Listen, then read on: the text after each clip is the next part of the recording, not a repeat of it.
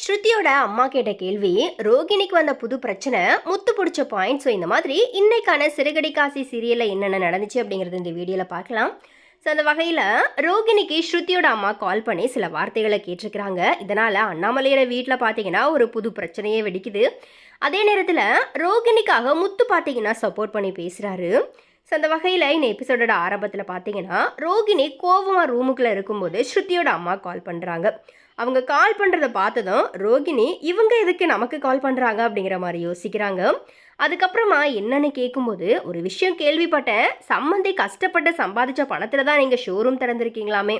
நான் கூட உங்கள் அப்பா அனுப்பின பணத்துலேருந்து தான் ஷோரூம் திறந்திருக்கிறதா நினச்சேன். உங்கள் மாமியார் நொடிக்கு ஒரு முறை மலேசியா சம்மந்தின்னு சொல்லி பெருமையாக பேசிகிட்டு இருப்பாங்க.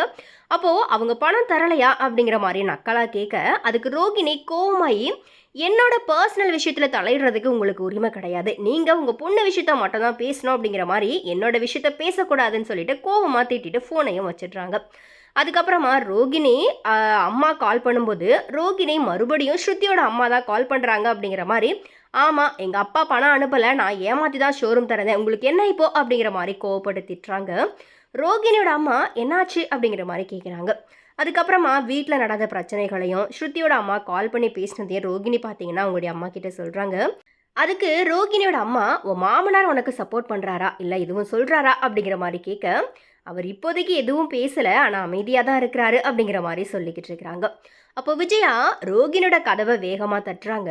ரோகிணி கதவை திறந்ததும், பெரியவங்களுக்கு மரியாதை கொடுக்க பாரு, ஸ்ருதியோட அம்மா சும்மா ஒன்றும் சொல்லலையே, நீ ஏமாத்தின விஷயத்த தானே கேட்டாங்க, அதுக்காக என் குடும்ப விஷயத்தில் தலையிடக்கூடாதுன்னு சொல்லிட்டு நீ எப்படி அவங்க கிட்ட சொல்லலாம் அப்படிங்கிற மாதிரி கோவப்பட்டு ரோகிணியை திட்டிட்டு போகிறாங்க. அடுத்ததான் ஸ்ருதி கிட்ட மீனா, இதுக்காக வீட்டில் நடந்த விஷயத்தெல்லாம் அவங்க அம்மா கிட்ட சொன்னீங்க அப்படிங்கிற மாதிரி விசாரிச்சுக்கிட்டு இருக்கிறாங்க.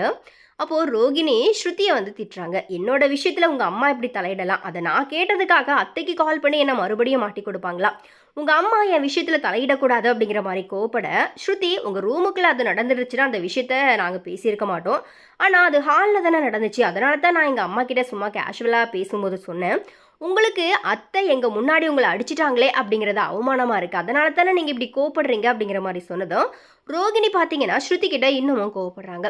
அப்போ மீனா ரெண்டு பேரையுமே சமாதானப்படுத்தி தனித்தனியாக அனுப்பி வைக்கிறாங்க.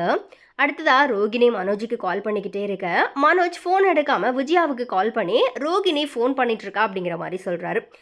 அதுக்கு விஜயா முதல்ல ஃபோனை எடுக்காத அப்படிங்கிற மாதிரி சொல்கிறாங்க. அப்போது மனோஜ், நான் இன்னும் சாப்பிடக்கூட செய்யலாமா அப்படிங்கிற மாதிரி சொல்லவும், சரி அவகிட்டையும் எதுக்காக ஃபோன் பண்ணணுன்னு கேளு அப்படிங்கிற மாதிரி சொல்கிறாங்க.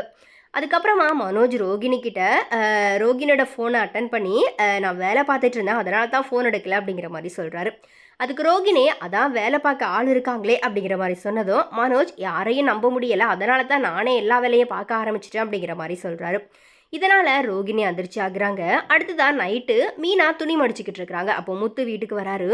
ரெண்டு பேரும் பேசிக்கிட்டு இருக்கும்போது, உங்கள் அண்ணன் வீட்டுக்கு வரலை, உங்கள் அம்மா ஏதோ பிளான் பண்ணுறாங்க போல இருக்குது, ரோகிணியும் உங்கள் அண்ணனையும் பேச விடாமல் தடுக்கிறாங்க அப்படிங்கிற மாதிரி சொல்ல, அதுக்கு முத்து, என்ன தப்பு பண்ணியிருந்தாலும் புருஷன் பொண்டாட்டியை பேச விடாமல் தடுக்கிறது தப்பு, இப்போது ரோகிணி எங்கள் அம்மாவுக்கு பிடிக்காமல் போயிடுச்சு, அதனால தான் இப்படி வெறுப்பு காட்டுறாங்க அப்படிங்கிற மாதிரி முத்து சொல்கிறாரு.